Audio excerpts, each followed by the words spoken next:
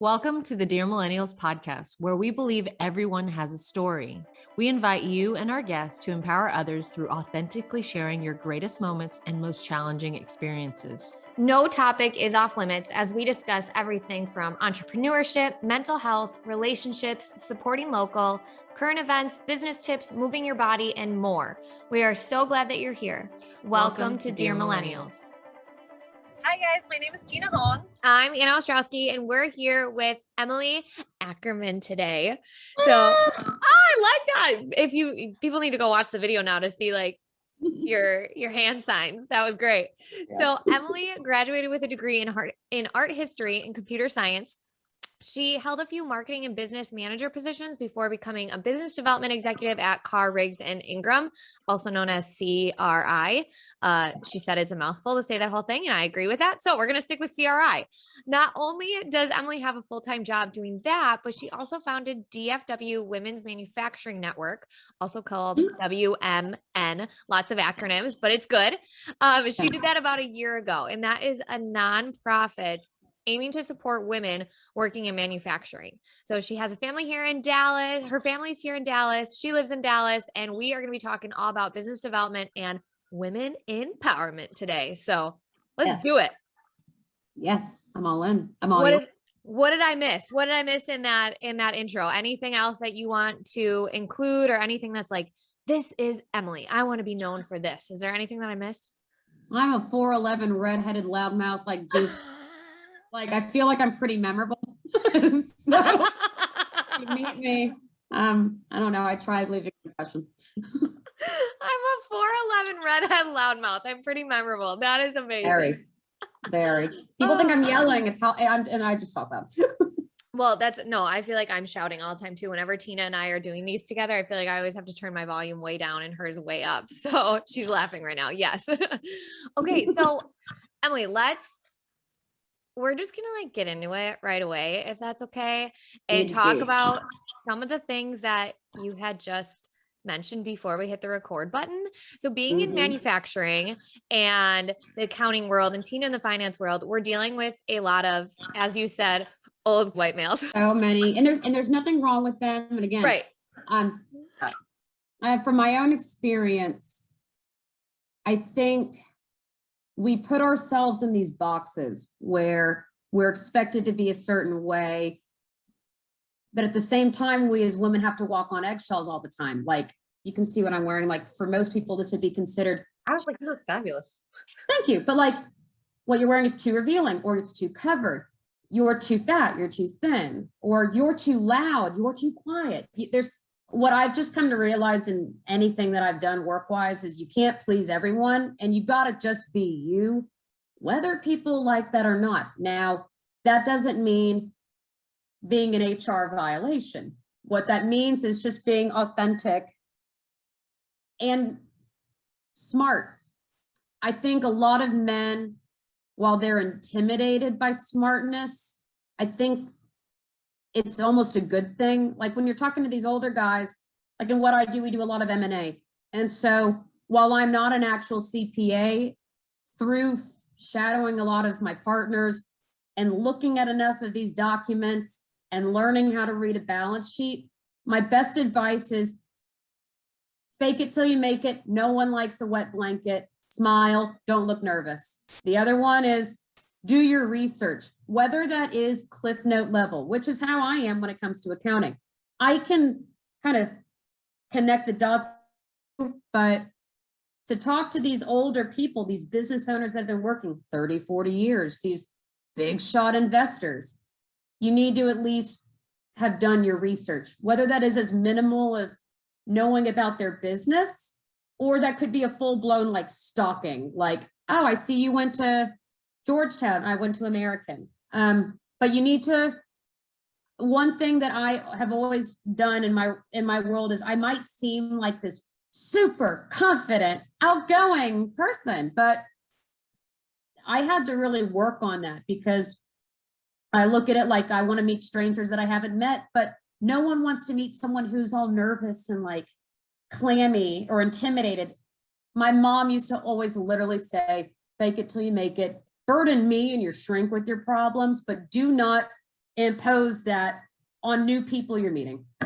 So that's my advice, because confidence is sexy. No one likes like nerves. And that's for women talking to these older men. That's a big way to really get a lot. And a full meeting with these people. Even if, I mean, the thing that's also annoying with the older guy thing, I'm a little different in the sense that when it comes to just being a young lady in here, maybe it's because I got a lot of guy friends. Maybe it's because I got a lot of guys. I don't get offended. So I know that there's a lot of women that are much more sensitive and in tune with the bigger issue of what's with like being gender rolled and all that stuff, but just don't be so sensitive about everything. I'm glad that you brought that up, because I think that's something that we don't talk about a lot. But Tina and I talked about that on our last Real Talk. Tina, what were you going to say? Well, I was curious if in the beginning you were a different way, and just like for me, you know, there's some certain things in the beginning you got to do what you got to do, and then basically I've earned a ton of respect because I can produce. And I honestly, if I want to wear a leather dress to work or a leather shirt, nobody says anything to me. Because I feel like I show up and I do my job and I do it well. And so they don't need to kind of like put me in the lines. And I was wondering if that's what you were kind of coming from, you know, the beginning, where you a little bit different than you are now. I mean, I remember one of my first meetings where I was really actually feeling like offended, but obviously it didn't show. Was I walked into a private equity office, I won't mention who, one of their young analysts came out and said, "Ma'am, are you lost?" Instead of, "Hi, can I help you with anything?" It's like, "I'm here to see so-and-so." And they said, "You are the kind of person that would be here to meet with someone like that." And like, from there, I'm thinking to myself, little do these guys know, I'm the kind of the gatekeeper for my firm. Yeah. Me, because I've got the clients more than I need them. I will take this meeting and politely let them know that their associate is a-hole. And they should reconsider the type of people they hire. Maybe consider some young women. I did say that. I mean, Good.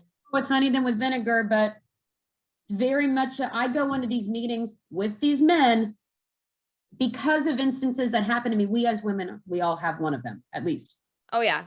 I just walk in saying, they need me more than I need you. You're big whoop. You went to TCU and you're wearing an Orvis vest and you still have hair on your head. Congratulations.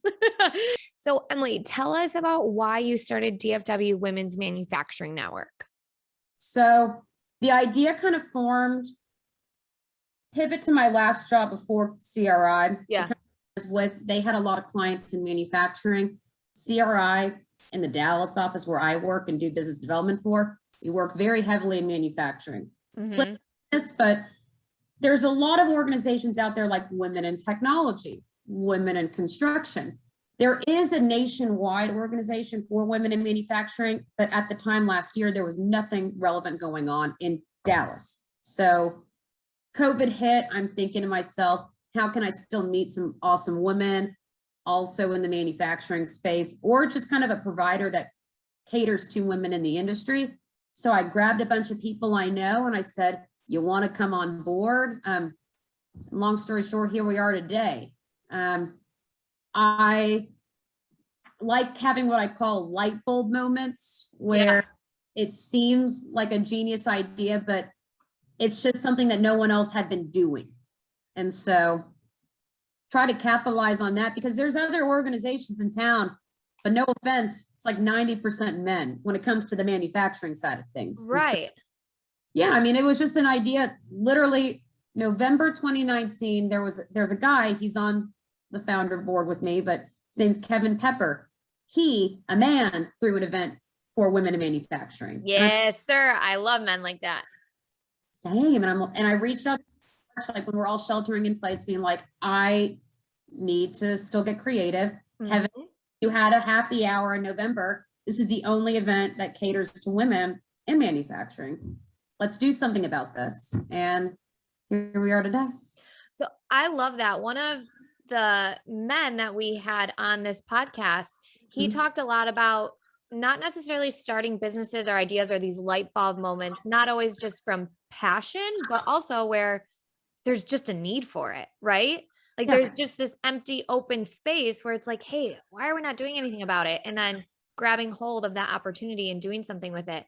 Now, what I will say is that I feel like at the start of COVID, a lot of people were like, I'm not going to try anything new. No one knows what to expect or what's happening. And then here comes Emily doing the opposite. And she's like, let's start this. So talk to me about that, because that's awesome. So again, I mean, there's hundreds of CPA firms here in Dallas, and there's a bunch of people that do exactly what I do. You have to set yourself apart. You have to be memorable, whether that is throwing a really cool event or just as simple as getting with the times.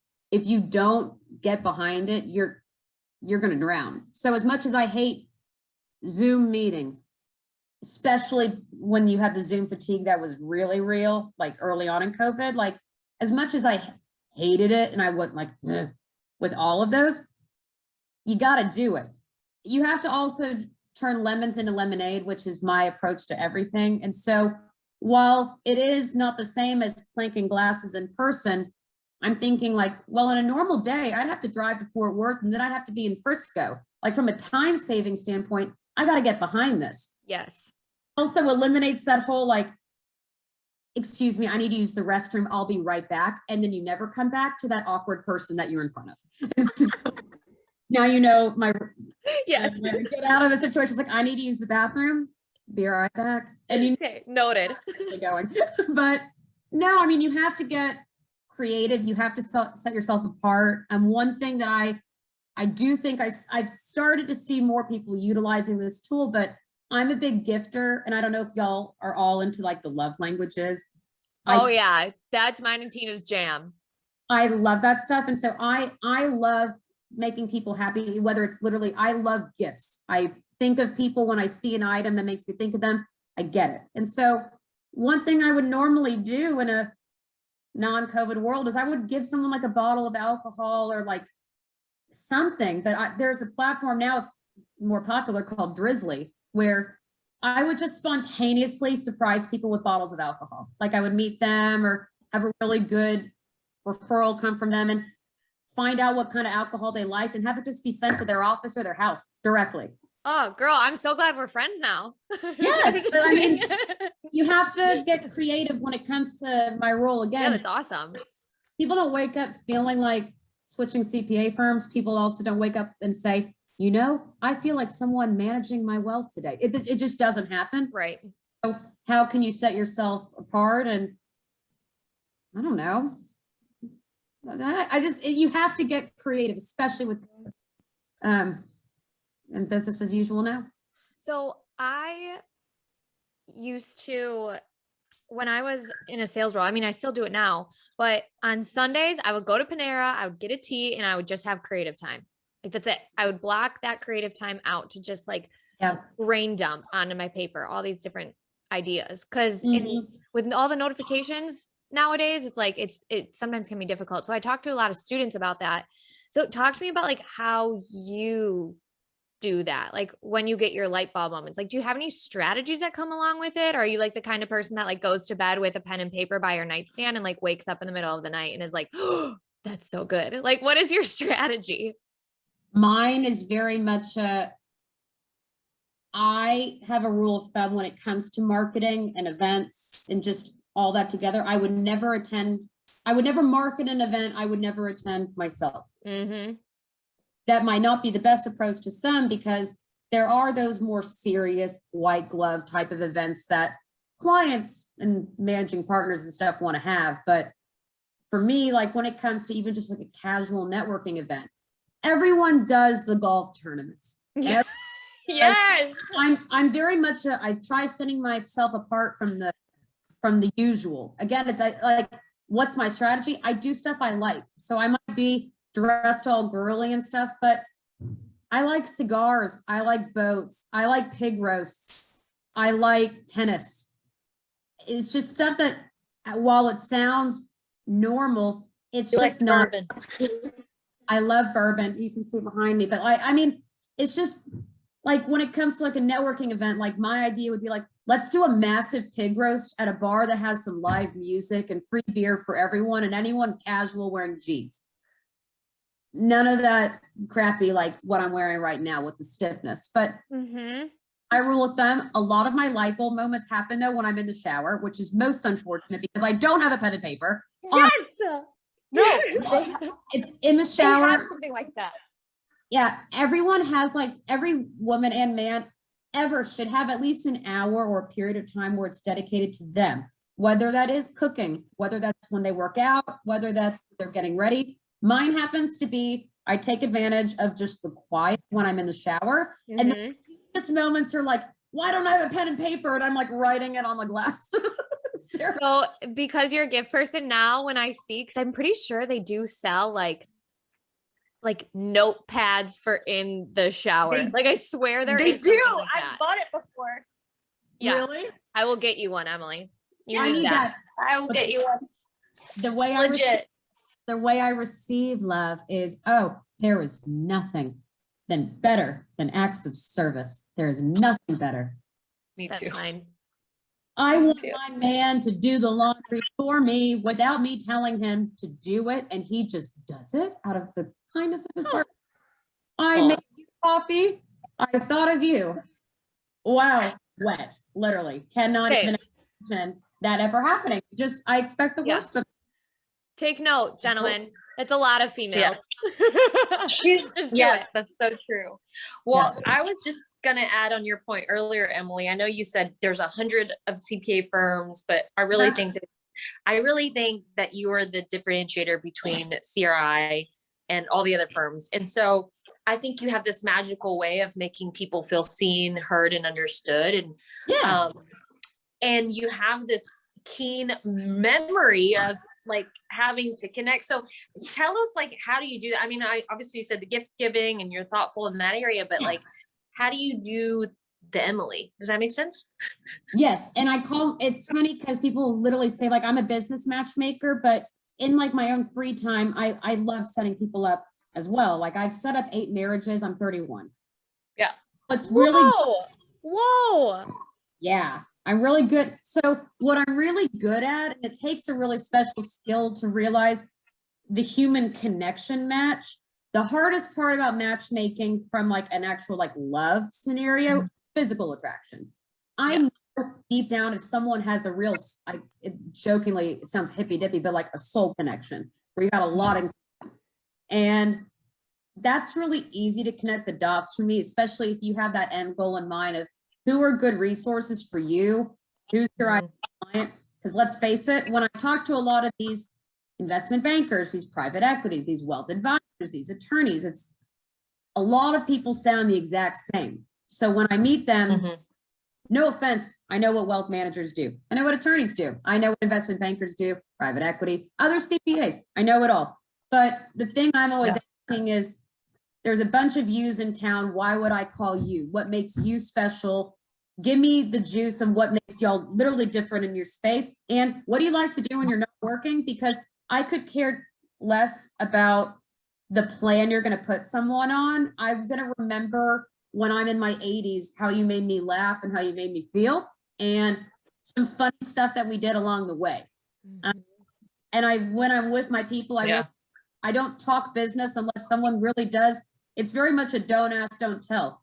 I'll be a resource for you with like those hot topics. Like obviously people are worried about like the tax law changes or the stuff with the PPP loans, but I'm really just good at matchmaking things that people have in common beyond work. Yes. As simple as it sounds. Like one thing that Tina did for me early on in my careers, she likes working with like entrepreneurial young people. She has a healthcare focus. So like whenever I meet anyone that's just kind of, instead of saying, I like really wealthy people, she makes it easy for me. And I also know people, when I meet them along the way, it's like, you would really like Tina. And just those moments happen that way. I also introduce people without asking permission.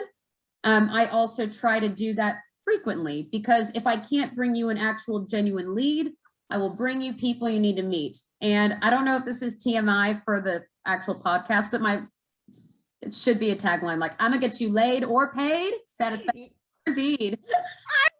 That is hilarious. Right? We're gonna quote that one. We're gonna quote that. Oh yeah, I'm writing it down right now. You can, but what's so fun for me too is if I meet someone on a job that is single, I'm literally thinking like, I know you're not supposed to shit where you eat, but I do have someone perfect for you that you should meet for work. And if it doesn't go anywhere, y'all should definitely like get together. Yeah. I've done that way too many times. I feel like everyone needs an Emily in their life.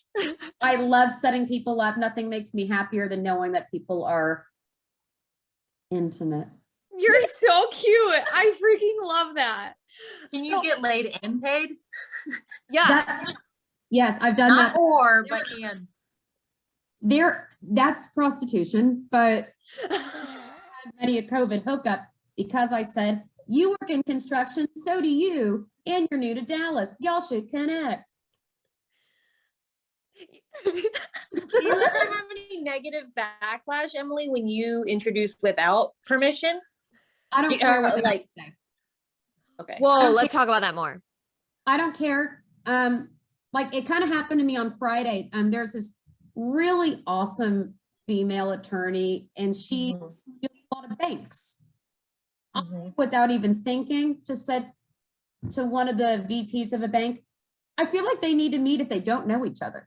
And Yeah. I didn't have time, and I don't have time still to wait for an answer on, can I introduce you? No, I just go. And turns out VP called me and was like, Emily, I know so-and-so super well. We're already working together. It's like, well, good. That's awesome. Like, I don't really care. I don't have time to wait for you. One of my biggest pet peeves on my job and just in life is we are never more than 3 feet away from our cellular devices. These smartphones generally have email on them. And while not everyone is my way, I can't go to sleep at night without a clean inbox or clean text. And so I don't really have time to wait for other people being slow. Well, and if it works, then great. And if not, yeah, you can just say that sucked. Right. Yeah. Right. It is what it is. I also, life is too short to work with crappy people. I don't have time to work with people that are annoying. I treat my job like I'm going on dates every single day because sales is dating. Literally, it is. It is. It so is. I could write a book about it. You get a real red flag from someone if they're like, do you want to be my girlfriend? It's like, I've met you twice. Like, you can't do that. I mean, you treat people how you like, I don't know how else to say it other than like, I'm easy to please, but very difficult to impress.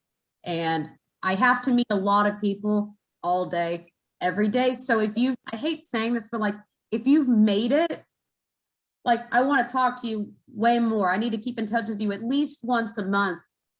COVID sucked because it would be one of those where like in a non-COVID world, now that I'm vaccinated and all of us are, but like, I normally would see like a Tina, like at least once a quarter minimum, but I would not on a voluntary basis. Yes. But it's like, oh, I like you, but I have to meet a lot of people because that's my job. Right. Am I wowed by everyone? No, most of the time, no. I'm a good actress. Are you like totally different, I would say, in your personal life? So like, obviously my job, your job, we meet a lot of people, right? When I'm not meeting a lot of people, I like to be by myself or with my boyfriend, and like, that's it. And my family. Are you kind of like that? Are you always this way all the time? Joyous and happy and bundle of joy? I am wired with energy, but sort of like you, like when 8 p.m., 9 p.m. roll around every day, Monday through Thursday, Sunday through Thursday, I don't want to talk to nobody. I'm very much, I wake up at 5 a.m., I work out, I do all that in the morning, and I get up early so I can go to bed early. I am this way most of the time, but those closest to me know that like when I get home, I talk all day, all the time, nonstop. I just want to be a vegetable watching TV. Take melatonin, and I don't want to talk. You're like me. It has bothered my husband in the past because he's like, I feel like you don't want to talk to me. And it's like, talk to everyone all day. I'm sorry, you're getting home at 9:30. Yeah, I'm sick of talking. Just leave me alone. No, Emily, I know that you have a client call coming up. So I do want to say thank you, thank you, thank you for your insights. Like I have a whole sheet of paper written down. And I think the biggest thing that I took away was like, set yourself apart from the usual and do that by simply being you. Like just freaking own it, right? And do things that aren't forcing you into that box. And that, you know, it's okay to be easy to please, but be difficult to impress. And you're not going to be Yes. perfect for every person. But if you're perfect for you and those that you love and respect and trust, then that's all you need. So girl, you crushed. I'm so glad that I got to know you. Thank you. Thank you. You too, Thank you guys. so much, Emily. Thanks, Emily. Soon. Bye. Bye, guys. Thank you so much for joining us. If you like this podcast or think others would benefit from it, please be sure to like, subscribe, review, and share on all platforms, including iTunes, Spotify, YouTube, and Instagram. We'll see you next time.